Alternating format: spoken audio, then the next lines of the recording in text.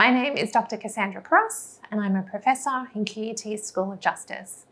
My research focuses around fraud victimisation, including areas around romance fraud and investment schemes. It also extends to broader areas around cybercrime, identity crime, and data breaches. For the past 15 years, I've had the privilege of interviewing victims globally around their experiences and better understanding the impact of this devastating crime type. My work is important to get a better understanding around the reality of fraud victimisation. We know in terms of financial losses, it's a multi-billion-dollar industry globally, but the impacts extend far beyond that to many facets of an individual's life. For many victims, fraud can be a defining moment of their lives, and it's not well understood by those around them and by society as a whole.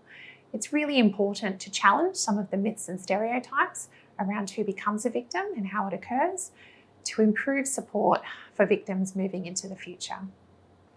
My research has an impact at several levels. So I've been fortunate to be invited to present my findings at many forums overseas, and it's critical to be able to present the victim perspective to lawmakers, police, and other agencies across the world.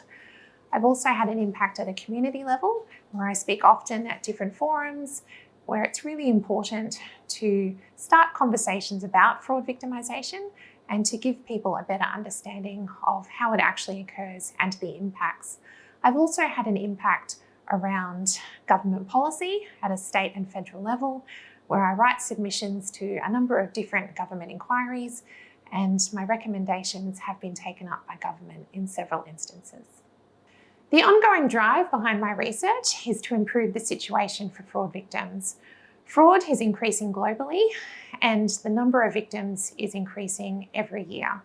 It's imperative to better understand the reality of fraud victimisation and to also recognise the impact that it has on individuals at an emotional, physical level, but also in terms of their recognition in the legal system.